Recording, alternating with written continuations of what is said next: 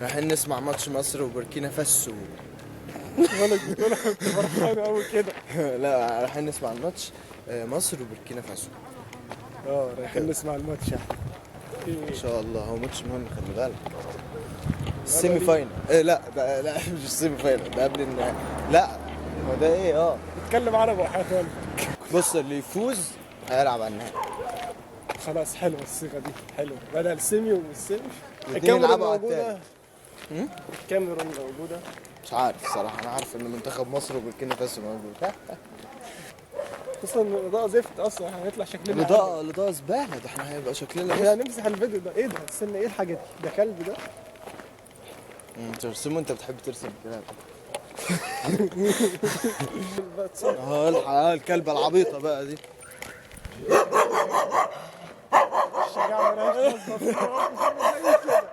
لا شجاع تصدق.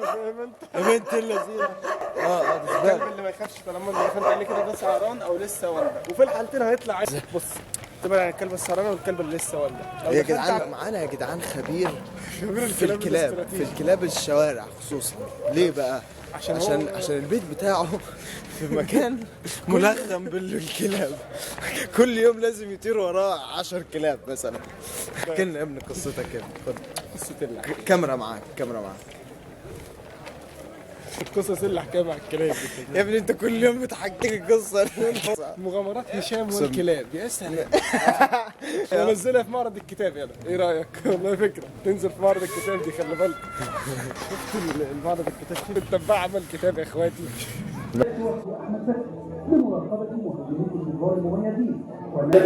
قوي بدنيا بالراس بطولة الصيف هذه من الأفضليات المهمة جدا في بدل المنتخب المصري في هذه المباراة. تمام يا كابتن نبيل، إذا تحدثت عن أن كل ما هذا اللاعب الكبير، وطبعا المشاهدين قبل أو قبل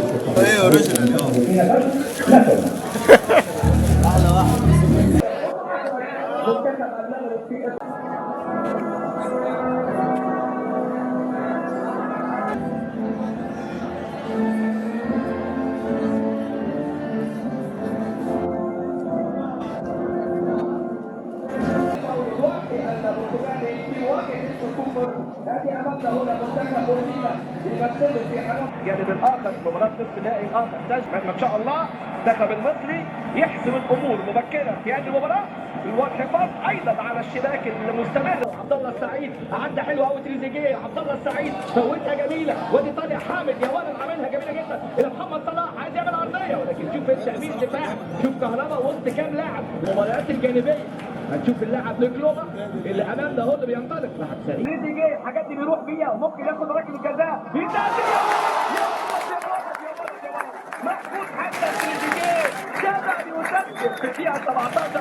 هي كده الكوره. انا عايزه لو اقوى شويه، عايزه اقوى من كده. لو اقوى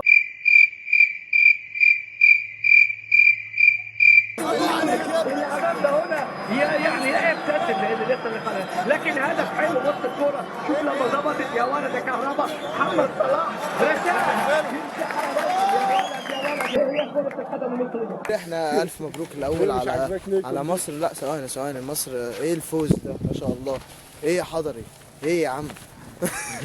ما شاء الله. كنا بنقول ايه، مصر او العرب في الكوره مبدعين. ليه بقى؟ ما بتحكمهاش اي امور سياسيه ولا ظروف دوليه، كل اللي بيحكمهم الابداع والمهاره. اي حد عنده مهاره بتطلع في وسط يعني العرب والمصر ده فيها ناس مبدعين كتير طبعا جدا طبعا. بدليل اللي بيحصل ده. الفكره ان الكوره حياديه، بتطلع مهاره اللاعب. انت في الملعب طلع اللي جواك، غير ان هي يبقى فيها وسايط والجو ده كله. يعني افضل من انشطه كتير ومجالات كتير. يعني انت مستحيل تبقى طالب من شاب مثلا ان هو يفضل قاعد على كرسي مكتب قدامك مذاكره وتتنايل على انك تذاكر كل الطاقه اللي جواك اللي هتخرجها. مستحيل.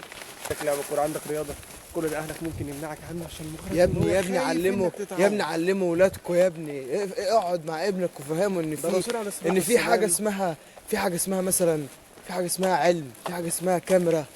انك مثلا عجبتك حاجه تقدر تحتفظ بيها وتصورها، تقدر تبدع. عندك الوان، عندك. احنا بنتعلم غلط في مدارسنا يا ابني بص والله بجد. يعني مدرس الدين قايله لي كده فانا حفظته كده.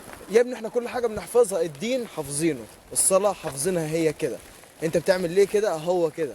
طب على ايه الرغم انت إن دلوقتي أنت عايزني المفروض ابقى واد برنس ومتدين خلاص، ومتدين بقى خالص؟ ازاي انت عايزني ابقى متدين وانا مش عارف اصلا ربنا؟ مش عارف. انت ملقنهولي، انت جايب لي الكلام كده حفظني فعلا محفظهولي. الطريقه اللي انا ابحث بيها. مبدئيا انت عندك حاجه في الدين اسمها الثوابت، الاحاديث الصحيحه والقران دول لا خلاف عليهم، بس الفكره انا عايزك تشرحهم لي. يعني الايه دي انا بحفظها، طيب معناها ايه؟ بتتكلم عن ايه؟ بص، الحاجه اللي بتجيلك من المدرسه خلاص قران. بالظبط، انا مش فاهم ايه ده. يعني يعني طب جيت ازاي؟ حضرتك فهمني. يعني انا قبل كده مثلا استفيد بقى ايه؟ المدرس بيقول لن يدخلوا الجنه حتى يلج الجمل في سم الخياط. تمام؟ طب انا عايز افهم يعني ايه؟ يعني هم لو الجمل عدى من خرم الابره هيدخلوا الجنه ولا ايه الوضع؟ ما فهمهني. بعد كده فهمت في التفسير ان هو تشبيه للاستحاله. الاستحاله اللي هو ايه يصير اصلا. اقول لك أبيض. حاجه، انت عارف ان انا كنت بكره الرياضيات خالص. لانك مش فاهم انت بكرهها بتدرسها إزاي خالص. ولا ليه ولا اصلها فين. بكره عارف. بعد كده اكتشفت ان ده علم. واحد مفكر اسلامي زي الخوارزمي ده هو اللي اسس علم الجبر. وجابر بن حيان ما شاء الله. هو بيفكر ازاي؟ بيفكر مثلا المعادلات دي عباره عن ايه؟ عباره عن مشكله، فاهمني؟ بالظبط. بيوجد لها حل، بس بالارقام، بس بطريقه رقميه. حط لها رموز بس وأرقام بس كده. ادكو ولا الداله وسين والداله مش عارف فهماني على نظام مواقف تخليني اتعلم منها رياضيه. انت مهدها لي في الاول. يعني انا كنت بعد بعشق كده حاجة اسمها ادخل في ميكانيكا. الحكايه اللي هي دال والداله وسط التعليم العقوم ده كله كنت بعشق حاجه اسمها ميكانيكا. ليه؟ بتكلمك عن الرصاصه مش عارف بتتضرب بسرعه كذا. حاجات. ايوه، اسمها حاجات انت الطبيعه. فاهمها. اسمها الطبيعه اللي هي الفيزياء. طبيعه بالظبط. الاشياء. يعني هو الميكانيكا مثلا عامل ازاي؟ سيارة شاف تتحرك على المزرعة. الحاجات دي انا فاهم. انا شاف الحاجات دي انا يعني. عارفها وشمها. سمعت قناه من واحد اجنبي، قناه اسمها كراش كورس. بيشرح كل العلوم، يعني الاناتومي والهيستولوجي والكيمستري. تضحك عليا ده احنا بيتنا كده.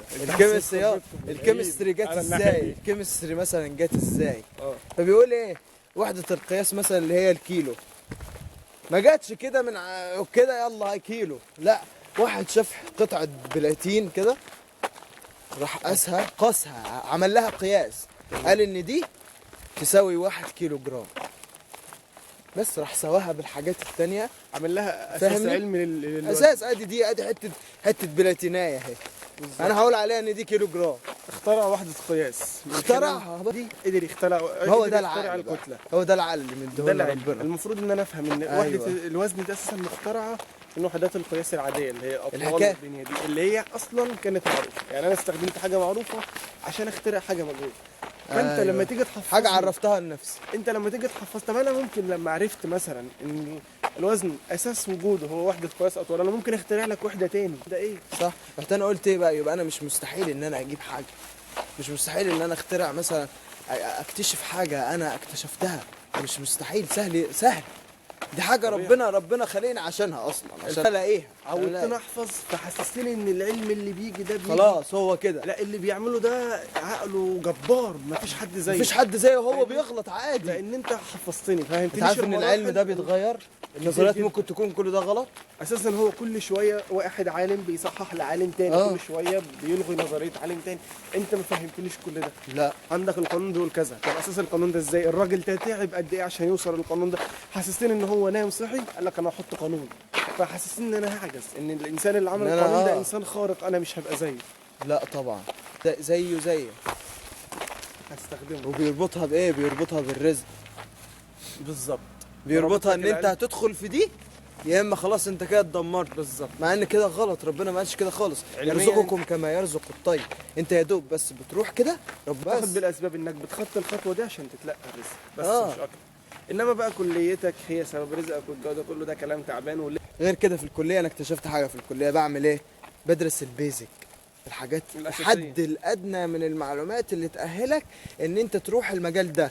دخلت المجال ده انت كده بدات. بالظبط. بخبرتك بقى، بخبرتك بتطلع بقى الخبره بتاعتك، وبتبقى ايه؟ بتكتشف حاجات زياده. لكن الباقي ده اللي هو اللي بتدرسه في الكليه ده عباره عن ايه؟ بس كده ايه؟ حاجات ايه تخليك تدخل المجال بس. الحاجات